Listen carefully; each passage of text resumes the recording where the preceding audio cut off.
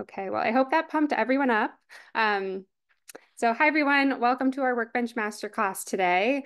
Webinar, you're on mute, your video is off, but we're gonna have plenty of time for questions throughout. So definitely feel free to throw your LinkedIn in chat, throw all of your questions in chat. And yeah, you can get into it. Um, so just for some context, I'm Kier Colburn. I'm head of platform at Workbench. We're a VC firm based in New York City, and we invest in seed rounds in enterprise startups, including companies you've probably heard of before, such as Cockroach Labs, Spring Health, Socure, Fire Hydrant, Arthur, and more. Most of our team actually hails from larger enterprises, so we've seen the inner workings of the go-to-market process, which is really the number one thing we work on with our founders day in and day out. And that's why we launched this masterclass series with founders, operators, and execs to share their most tactical playbooks. So we're so lucky today to have Robin Izsak-Tseng here to share her 5 battle-tested and mostly inexpensive campaigns to build a sustainable and predictable top-of-funnel engine. And she's a veteran growth marketer leader with experience at hypergrowth startups like BetterCloud and G2. And the reason we're so passionate about this topic is that we've seen so many startups, you build top of funnel, you work prospects through it, and then you kind of peek your head up for some air and you realize like, oh crap, my top of funnel is actually empty now. So you have to go back and build a consistent, always on engine to ensure you maintain that steady stream of prospects. But whether you're a founder in the earliest days of scaling or a marketing leader, we're here to help you optimize your approach and ensure that funnel is always delivering. Like I said, we want this to be super interactive, so throw all of your questions in chat and I'll try to get to them throughout, or we also have tons of time at the end for Q&A. And with that, Robin, I'll hand it back over to you to start screen sharing. Okay. Thanks, Kara. Just going to share my screen. Can you see? Yep, looks good. All good. Okay, so here we are. Thank you for that nice intro. Hi, everyone. This is going to be about building a predictable top of funnel engine for growth. And a little bit about me. I know Kara already did an intro, but I've been doing this for a long time. I actually started not in marketing, but in product development, sitting with engineering teams, building online help systems and things for big enterprise products, and then was lucky to move over to marketing in the early days of marketing automation.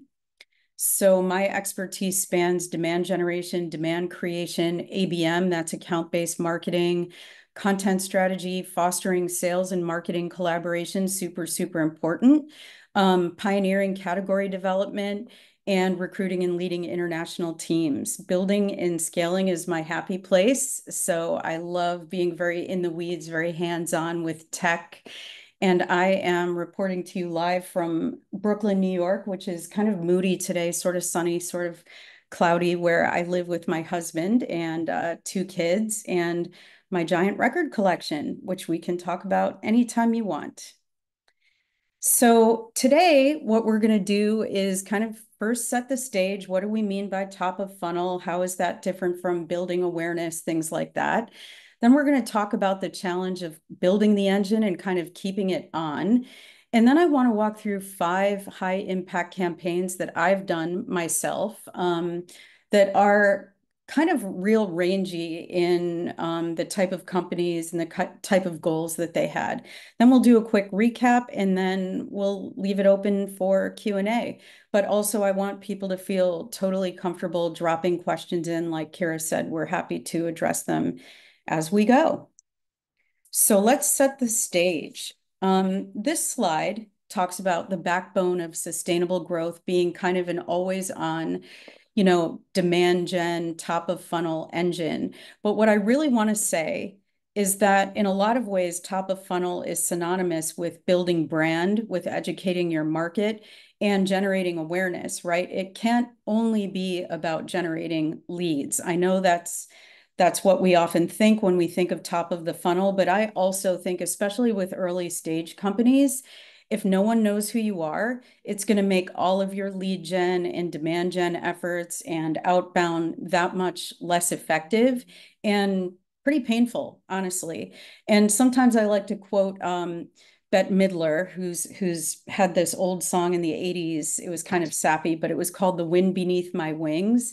And I always think that having great brand built up is the wind beneath demand gen wings, right? It makes everything you do, when people know who you are, it just kind of makes all of your outbound activities, all of that sort of thing, that much more effective, right?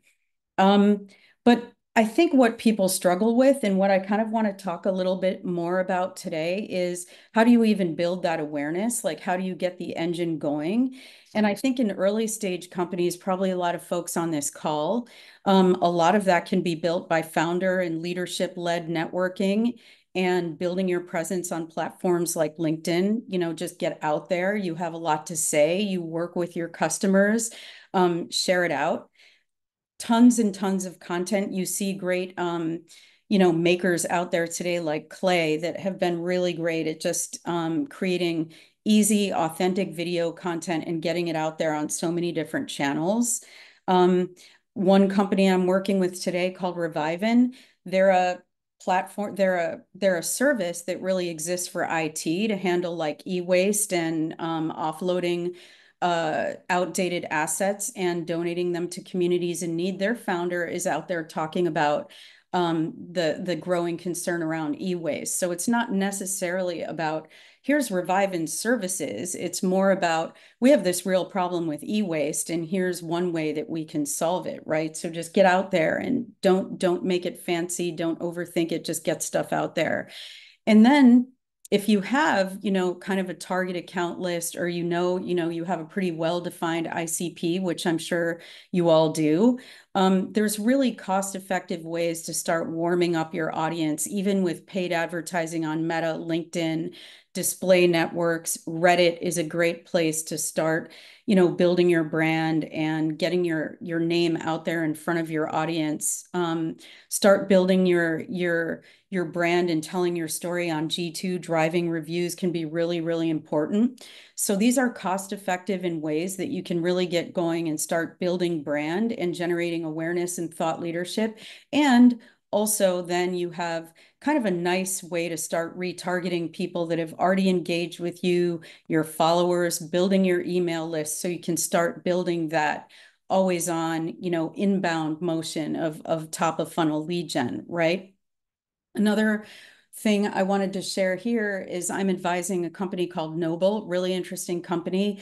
They gave me the idea of why aren't we all creating advisory boards of the people that we're selling to? So if you're selling to HR or IT or whoever, consider, getting 20 influencers in your ICP to be on your advisory board. That's a great way to start building that thought leadership with your target audience, and it doesn't have to cost you, a fortune. So that's kind of where I wanted to set the stage and talk about, top of funnel, also with brand awareness and starting to really getting people to know who you are and understanding, imprinting on their brain why they should care about you. And really what I want to leave you with on this slide is it's so important to make all of your demand gen and outbound that much more efficient and effective. So now the challenge is, once we're kind of building this engine, how do we keep it on? What do we do?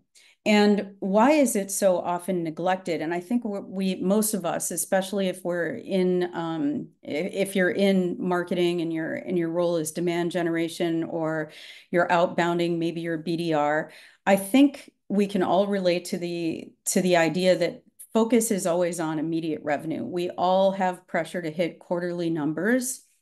And so we're out there kind of focusing on bringing people to meetings, getting those meetings to convert to opportunities, to show up in close one revenue, which is super important. But you can't take your foot off the gas and continue to fill the top of the funnel with qualified leads. Otherwise, you're going to have all kinds of inconsistent pipe generation, gaps emerging, and it's going to impact you in subsequent quarters as you go. So we also have resource constraints, right? Great campaigns, great messaging, great ad creative. It takes time and it takes a lot of creativity. So we're often competing with limited budgets, time constraints, bandwidth, it's a real thing. But if you lose that momentum, the downside is that you'll kind of have a lot of starts and stops and a lot of like irregular, sort of disconnected, fragmented activities throughout the quarter, which results in dry spells and just these sort of like always feeling like you're a step behind, right? And that ultimately will impact your results. So this type of top of funnel, awareness, it's not transactional. You shouldn't think of it as we're going to do this thing. We're always going to get this much out. Yes, you should start to build attribution and build an engine where you can be more predictable and understand your conversion rates through the funnel. But you have to also remember that it can't always be that transactional, especially when you're doing things like account-based marketing. Sometimes going up market to larger accounts, it's a longer game, and so you have to have the appetite for that, and you really have to be intentional about that. Okay, now I want to focus for a minute on some building the engine, kind of the how. I do think, these days it seems like attribution is a bad word. Like it's like nonsense, it's a fool's errand. And I do agree to a large extent. It gets you in the business of really kind of going down rabbit holes and trying to figure out like who sourced what. Was this from sales? Was this from partners? Was this from marketing? Was this from BDR? But as a marketer, I think having at least some attribution in place to understand what's working, what's not, is really important. And you don't have to have expensive tools in a crazy tech stack. Use Google Analytics, use whatever's built into your website platform so that you can start to see and measure these things. And I've always liked setting up attribution in a way, if you can, that shows you the complete journey from first touch to last touch. Don't agonize over every little detail, but just get a sense, even with your ungated pages, like your blog, maybe videos and things like that, where they show up in pipeline and opportunity creation, because that will ultimately inform your content strategy. And then what I want to say is set a rhythm, establish a cadence for these activities. Call it a calendar. I think it's so important to create a calendar early, like in your quarterly marketing plan. Have a calendar that says, this is what we're doing this week. Do it early, socialize it often with the rest of the organization. So your sales team, everybody else can get fired up, get bought in. So many times with companies I've worked at, and even ones that I'm advising now, it seems like there's just a real disconnect. Marketing feels very busy and like we're doing all these things, and yet other parts of the organization don't know what's in market or what's launching soon or how to follow up with leads that come through these programs that marketing is investing in. So super important to have a calendar that people can understand, relate to, get excited about, and communicate it early and often. And then when it comes to integrating metrics into things like weekly reporting, make sure you do have some key KPIs that you're tracking, lead volume, quality, what you expect to come in.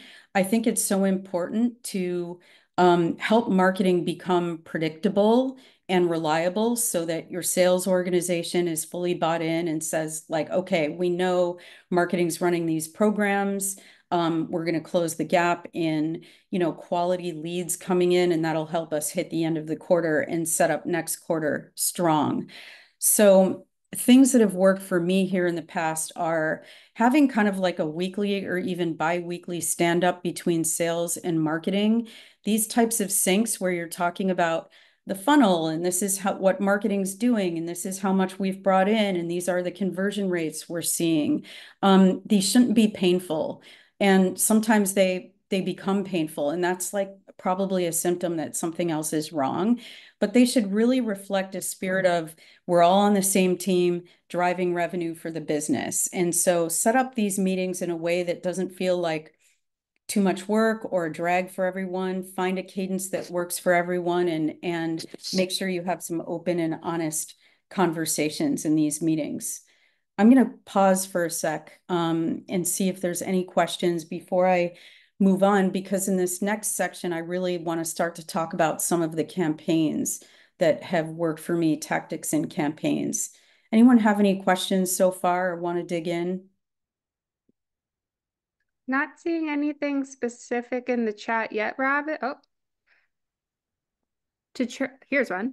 To track the end-to-end attribution lead journey, do you have a system or a group of systems that you would recommend to use to track? Yeah, there are a lot of tools out there. And I'm gonna tell you a few. I'm gonna tell you what I've used that it's worked for me, but I know that not everyone has a tool like a Marketo in their tech stack. HubSpot does this to a large degree, and then tools like Hockey Stack and Dream Data are also kind of like great tools for marketers to get their hands on, to kind of flesh out that story of like, we're investing in these events, these digital channels, these campaigns, this type of content, and this is where they're contributing to pipeline and revenue. So if you don't have a system like a Marketo or an inflection.io where you can really connect the dots, and I know that Marketo did have, I think it still does have Visible embedded in, and I've always used Visible for that kind of W-shaped attribution model. I also use it for lead scoring and then connect it with tools like, uh, Ring Lead for lead routing. But if you don't have something kind of that complex and, let's face it, expensive, tools like Hockey Stack and Dream Data are really great for that. One more before we get into your examples. How do you Mm-hmm. communicate with leadership about the value of top of funnel investment when they are hyper fixated on CAC, and it takes time to pay off? Yeah, that's always tricky. But I think what you have to do is kind of compile whether, often I use Slack. If your company uses Slack, one thing that's worked really well for me is like a growth at a glance, or weekly updates from marketing that go out, to the entire company on Fridays that say, this is what's in market. We're running like these things on social. We're running these events. This is what we expect to come in.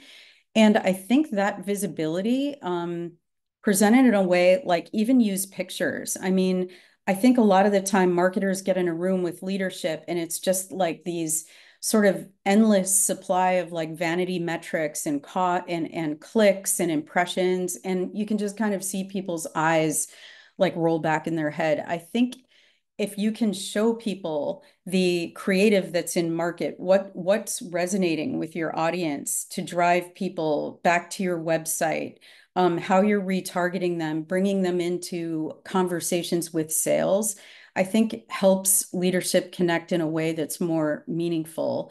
And then numbers. I mean, let's face it, if you're able to start showing like, marketing identified areas of low hanging fruit. And we ran an email campaign to touch people that never came to a meeting or touch people that logged into our product once or twice and never set up an integration that we wanted. But then after we ran this campaign, we drove this much. I think those are ways that really connect with leadership with marketing's impact on the business. Cool. I think we can go into your examples now. Cool. Okay, so what I tried to do is take 5 from very different companies, very different goals to give you some ideas. This is really, just think of this as like fuel that you can go think about. We can always talk about it later if you want, but this is number 1, and I'll call it the big idea. This was for a company based in the Washington, D.C. area called Snagajob.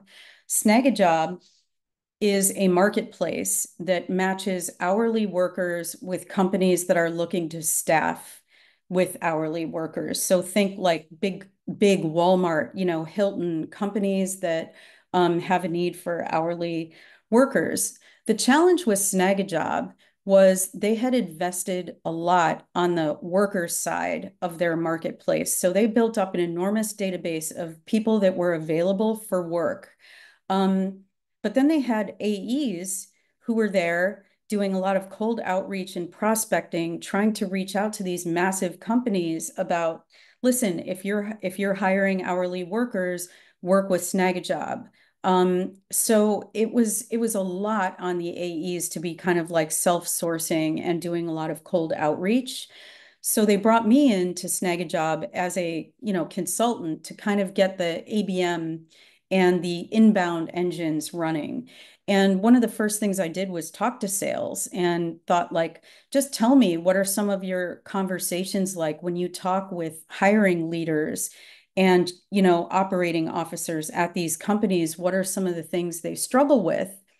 And it's all about hiring, managing, and maintaining an hourly workforce.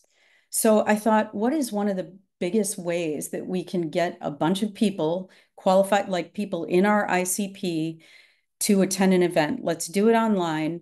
Let's see if we can get the chief operating officers from two big all-day breakfast brands on a panel discussion together to talk about the challenges of hiring an hourly workforce. So no one thought we could do it until, guess what? We asked, and we got the COO from Bob Evans and the COO from IHOP to sit down. It was kind of funny and kind of spirited. They both had their all their swag on and stuff on their Zoom background, and had them talk about the pain points of hiring and maintaining an hourly workforce. This is even before COVID. Now I'm sure it's even more difficult. But why this worked and how did let me stop for a second and tell you how we activated it. This wasn't expensive, right? We didn't pay these folks anything to come and sit down for this panel discussion. We used our own database of email outreach to promote the event. We did dedicate some money to targeted paid ads. We also promoted it across our own social channels and owned properties like our website, signature, CSM outreach, things like that. We also paid some money for a pretty nice spot in an industry newsletter targeting the hospitality and retail and food service industries. So we did promote it quite a bit. And why it worked, because it was so relevant to our ICP. It was a pain point that they all have, and it was a rare chance to hear from leaders at big brands that were struggling with the same thing. It was authentic. They spoke very authentically and openly. And it was kind of obviously the Snagajob message, and you can work with Snagajob and this will solve a lot of your problems, but we didn't really introduce that till the end. And then in the follow-up that happened. And then, of course, repurposable content. We chopped up the recording and used it across every single channel we possibly could.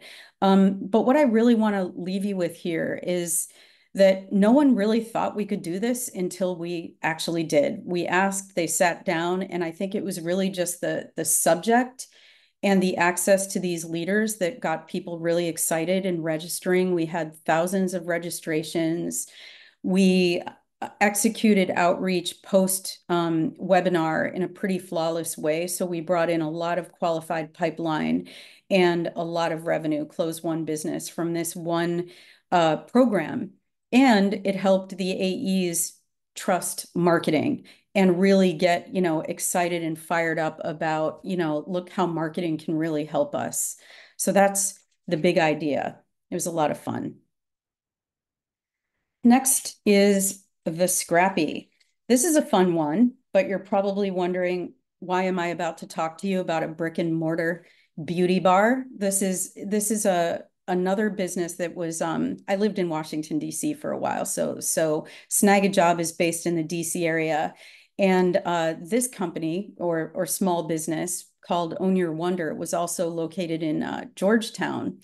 This one came up. I met a woman who was a parent at my kid's school. She was a Harvard educated lawyer who said, I want to start the dry bar of makeup. I want a place where busy women, busy anyone can come in and have a makeover. And, I really want to do this. And I was like, great. She had no investors, no seed money coming in. She was just going to do it. So she kind of got the brick and mortar location, and I started to get the sort of inbound engines running. Now, obviously, beauty and a makeup bar is a totally different business than what probably all of you on this call are doing, but a lot of the principles are the same. I think we took, what I want to stick with you here is that we took $20 a day. I went on Facebook, this was before it was called Meta, and ran ads that targeted like a geo-targeted area of people around where this business opened in Georgetown. I looked for things that I thought were good signals of like, they were into Warby Parker, they liked this and that. So we built kind of a list of people that we thought were good candidates, demographic targeting, also interest-based, and $20 a day, started running ads that said, cool ads that said, this is opening in your neighborhood, sign up to stay informed. And they came to a landing page that we built in Unbounce, cheap and cheerful, opted into our mailing list to get informed of the opening party. And we promoted a free mini makeover and ended up having we built a massive mailing list, and then actually had way too many people at the opening party. And thankfully it was in Georgetown and the party spilled out into the street and the alley, but it was a tremendous success. And why it worked is because we were so focused. We took a modest budget and reached a very targeted local audience. We made it feel scarce and exclusive and created a lot of urgency to attend, like a lot of FOMO. And we did countdown emails that converted signups into attendees. And this then gave us a great base of people to keep nurturing and bring back in as regular customers. So in a software product or anything else that you're working on or launching, I feel like a lot of the principles here are the same, especially if you're a product-led model where you have like a free trial or a freemium and you're targeting a very, focused group of people, bringing them into the free version of your product. Maybe you're setting up a stay informed landing page like we actually just did with Noble, where it was like, let's build a huge list of people that are ready as soon as the product is GA, and you're good to go. And we did it cheap, cheap, cheap, cheap, cheap. Now, if you want to hear what actually ended up with this business down the line, we can get to that later, but she was actually pretty reluctant to spend anything and thought that we could get influencers and things without paying them. And so I think at some point you have to recognize you can't just kind of will it into being. You actually do have to invest, even modestly, to get influencers and things like that to keep things going. But it worked in terms of getting the business open, butts in chairs. And we also found out something we didn't know about the business, and that there was a real appetite for people to get makeup on site at events and things like that. So we were able to spin off like a second business from it. Robin, really quick, because Yeah. questions on the first Mm-hmm. IHOP.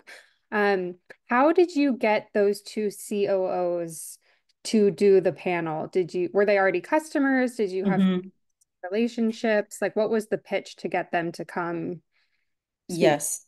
So Bob Evans already was a customer, and the CSM who owned the account was extremely nervous about the ask, but we asked and he was happy to do it because he recognized that it was a common problem and wanted to talk about it and have a network of other people to talk to about it.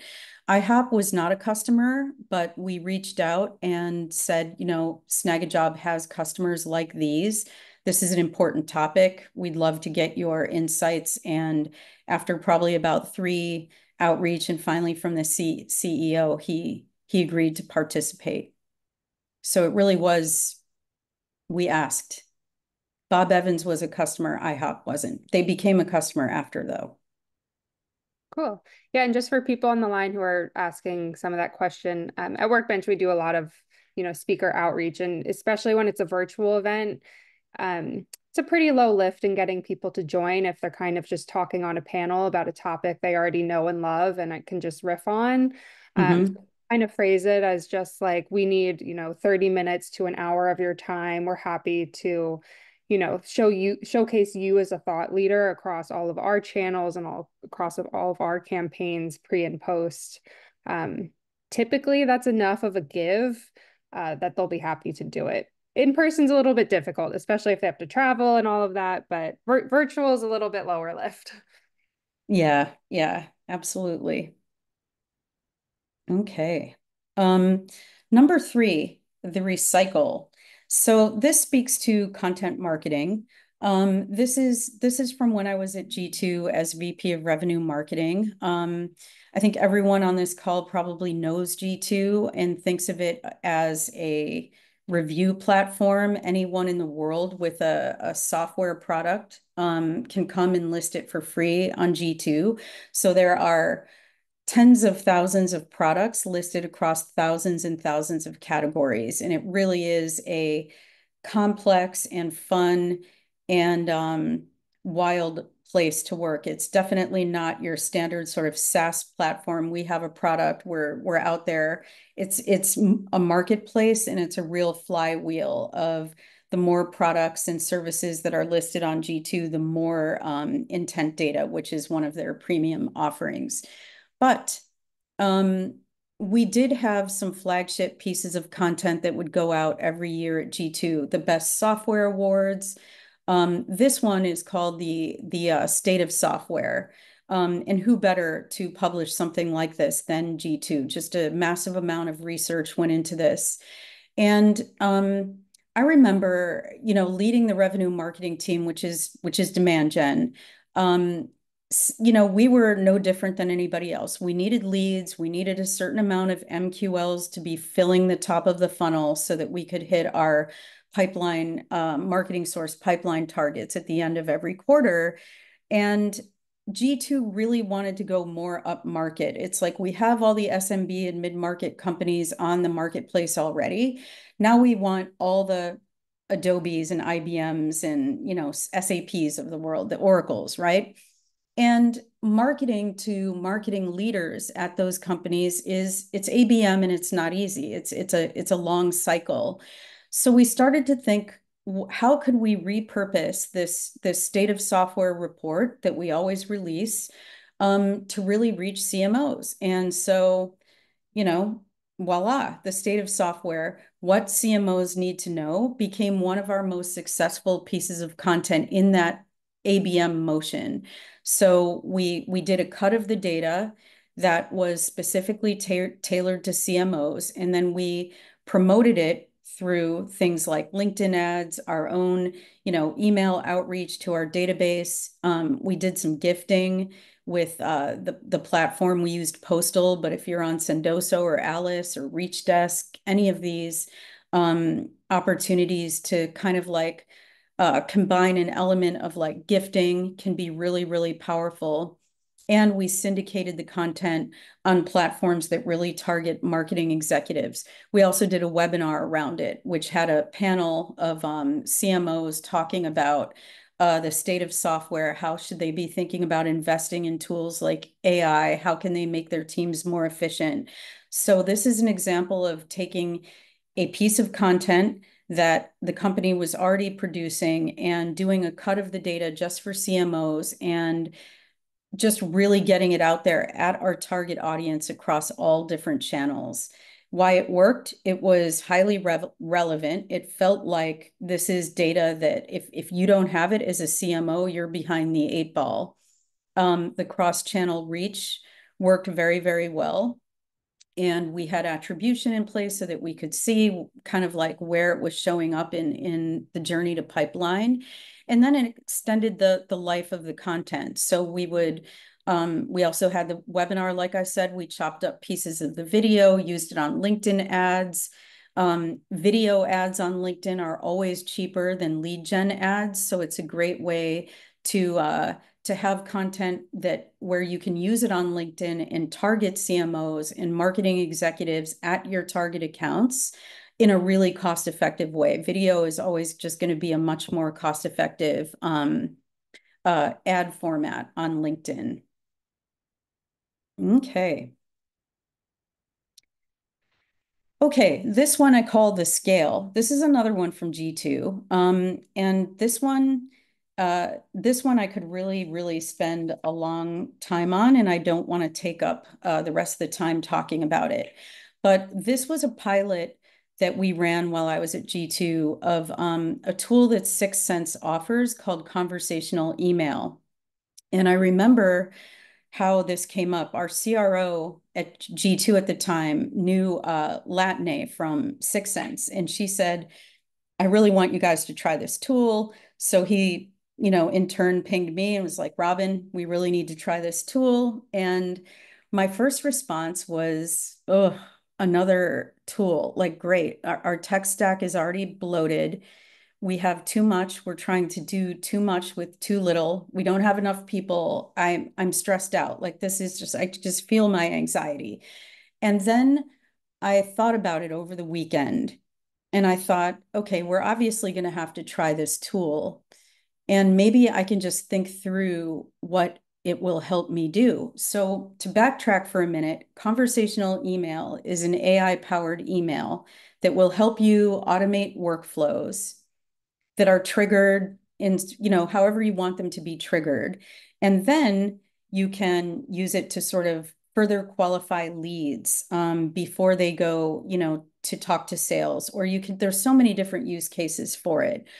I thought about it over the weekend and I was like, there are so many people adding new products on G2 every day.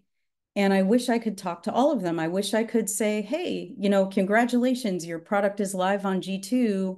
What do you want to do next? But I couldn't really do that at scale.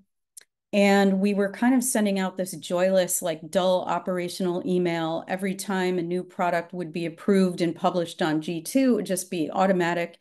Hey, your product's on G2. This is how it's categorized. Make sure it looks okay. Good luck. I thought, what if we use this AI powered email to capitalize on the momentum that they have as soon as their product is live? The email will appear to come from me, even though it's robot me. And that's why they started calling me Robon at G2. But that's another story. But on the right, you can see the email. It's congratulations. This is an important go-to-market milestone. What do you want to do next? And we found that this one email that would come out about 24 hours or so after their product was published on G2, we got like 85% open rates. We got insane response rates. And the AI power is most of the time, the tool can reply as me. If the person wants to talk to sales or they want more information, it can automatically reply as me, automatically copy in an SDR, whoever you want, and route it and go on the way. About 20% of the time, it couldn't. And so it would notify me, say, hey, Robin, like somebody replied to this workflow. I can't answer this. And so I would go in and read their reply and see what they wanted to talk about. And I would personally write back to them. I would look at their product. I would look at how it was categorized. And I loved it. You could say that that's a lot of work. And it was at this volume. But if we're not all out here connecting with our customers and prospects and starting conversations, then I don't really know what we're doing. So I saw it as a great way to kind of launch conversations at scale. And again, lots of details in how this works, how it copies in SDRs, how it can do qualifications. Also, I don't work for 6sense. I'm sure there's other tools out there that can do a great job of this, but that was the pilot that we ran and had remarkable impact on, we reached thousands of people without adding resources. In fact, in the end, we, actually let some of our BDRs go because this was working so well. It felt like personalization, like very personalized outreach at scale. And it created a reliable flow of inbound, of qualified leads that had raised their hand, and then we could kind of route them on to sales. So it worked really well. Great open rates, great response rates, beat anything that we were sending out of our own, like Marketo and Braze systems. Really, really good for that. And in the end, created so much like qualified pipeline and close one revenue that the tool, after the pilot, we signed the contract and the tool paid for itself within 3 months. So really effective. But what I want to leave you with here is that it's really important as you're introducing new tools and AI and things like that into your tech stack that you think about what is it that I really want out of this? In my case, it was I wish I could talk to everyone that had a product, recently published on G2. I really wanted to do that, and this really helped me get there. So think about what are the signals in your own product or experiences with your own product where maybe you wish you could talk to people or you could further qualify people or whatever it is. Think about those questions and then start to layer on, these technologies that'll help you scale quickly and really effectively. Robin, Okay. really quick, not a question per se, Mm-hmm. but we did get a lot of questions asking how AI plays out in demand gen. So I think this slide and everything you just said in the last 5, 10 minutes really, really speaks to that. People Yeah. ask about AI SDRs, AI automation tools, and just kind of generally how you feel about them. Yeah. If anyone has any like super specific questions for Robin on AI, let me know. But I think you covered a lot of it there. Yeah, this is a great use case. Other tools I really love would be OSAM, which is a tool that is AI powered for market research and will help you create like incredible like research reports.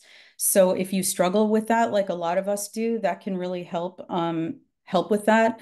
Another tool I really love, if you don't have tons of like graphic design resources and you have to get ad creative and cool things going and LinkedIn posts, Create is a great AI powered tool that'll help you launch like fantastic looking, highly personalized campaigns at scale.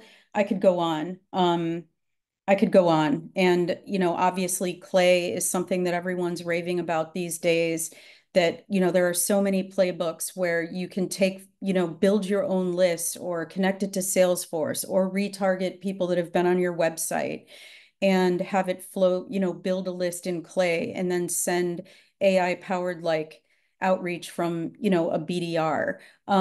You are walking the line where it starts to feel like, ugh, this doesn't feel special anymore. And I can tell this is coming from AI. So you kind of have to walk that line. I feel like the pilot we ran at G2, because it was so thoughtful and it felt so authentic coming from me, that I think it worked really well. And another thing I want to say about this is I'm a marketer. So this email coming from me to other marketers just naturally felt better than sales outreach. So consider it's such a small thing, but if you're marketing to IT people or HR people, whoever your target audience is, consider having outreach come from someone like them, to get the conversation started. And I think you'll kind of be amazed at the results.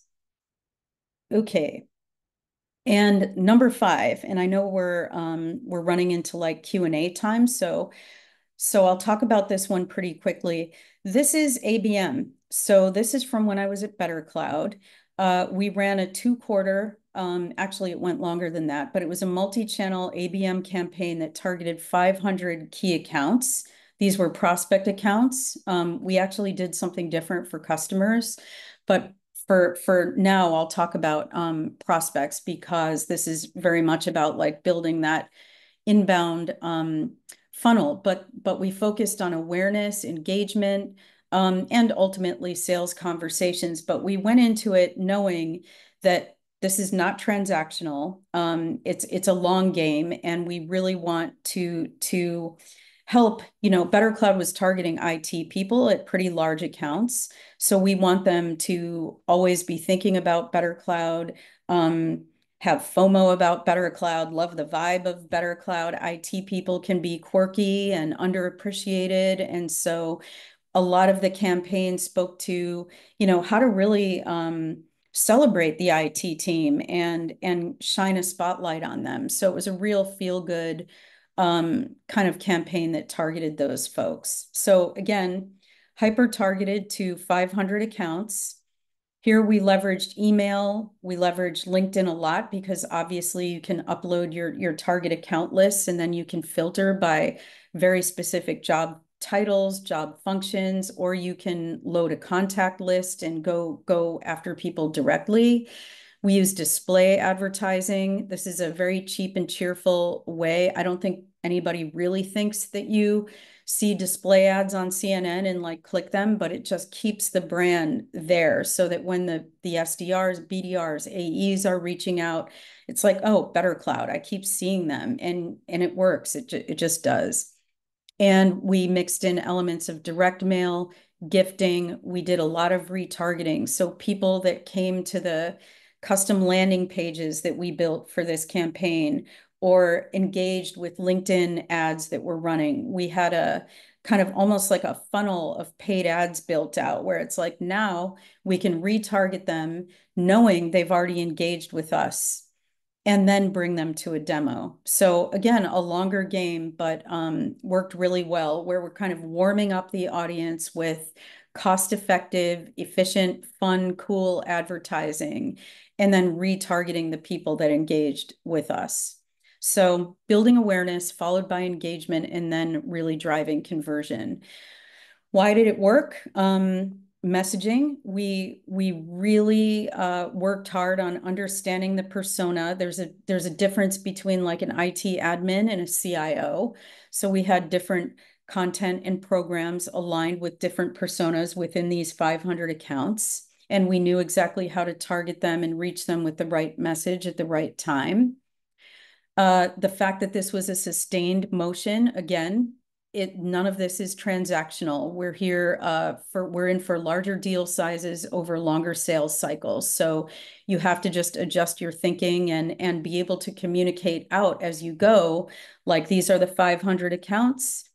Maybe we didn't bring all of them to a meeting this quarter, but we can prove that we've engaged this many and they're progressing, converting at this rate is really effective. And this longer term approach, I think, takes you away from just running all these fragmented like piece parts of campaigns and instead helped us build content and programs that fostered trust and really converted that awareness into qualified conversions. So this campaign running into 3 quarters actually did engage about 80% of those 500 target account lists, and we saw a 30% close rate to close one revenue from that 500. So huge impact, and it does take a village. It takes like a few really hungry and great marketers that understand targeting, that understand the importance of great messaging and creative, but it also takes the revenue team to understand like marketing is helping us like with awareness at scale with these accounts. And so just keeping that in lockstep, having a pod between like the enterprise sales team and a dedicated marketer was really, really helpful here. So we definitely moved the needle pretty meaningfully. Okay. So just a quick recap. We went through kind of 5 campaigns, the big idea, the scrappy, the recycle, the scale, the whale. But the key takeaway here is keeping these things always on, really planning everyone should be doing annual, planning. You should be working with your go-to-market team to understand marketing's contribution to the business. But then each quarter, understand the goals and have a plan ahead of time so that you start each quarter already with ad creative, content, programs, landing pages ready to go, or at least pretty quickly after the quarter starts. and go. And this is applicable no matter your industry, your ICP or your product. And takeaways, final takeaways. And now I think we're at a good, Kira, are we at a good spot for Q&A? Yeah, I kind of went through most of them as we were going through the slides, but one kind of like very overarching one I've seen is how do you think about brand spending, especially on LinkedIn campaigns? You know, you can do anything from $500 to $5 million, and kind of where do you suggest early stage companies land within that range? So, I can give you some examples. Again, with one of the companies I'm working with today is Revivin, and they're targeting an IT audience. They offer a really cool service around helping companies, big companies, connect their outdated hardware with communities in need, and if not that, then sustainable recycling, and that's what they do. But they're totally bootstrapped. They're doing really, really well. They have one marketer in seat that they hired about, I'd say 6 months ago, and she's a great like athlete. She can cover a lot of everything. What I'm helping with is kind of the overall strategy, and I also do get in and set up I'll even set up LinkedIn campaigns. I do a lot of writing, like landing page copy. I helped rebuild their entire website just to reposition them and get better messaging. But we're literally taking $500 a month on LinkedIn right now and just targeting their very specific IT job titles at their target accounts, which tends to be uh, larger companies. Not huge. It's not like Amazon, but I would say their sweet spot is definitely companies of like 500 to probably 5,000 to 8,000 headcount. Um, and so we have that list. I've uploaded it into LinkedIn. We're spending $500 a month, which probably isn't enough, but LinkedIn has such great, analytics in their own platform that I can see the job titles, the companies that are engaging the most with the ads. They're not lead gen ads. We don't expect people to see them and click and fill out a form. It's more about, videos and content that talks about e-waste and how you can, connect your outdated assets with communities in need. It's more like feel-good messaging. And then we just kind of retarget the companies that are engaging with those ads and funnel a lot of that insight over to the BDRs in sales to reach out more kind of one-on-one.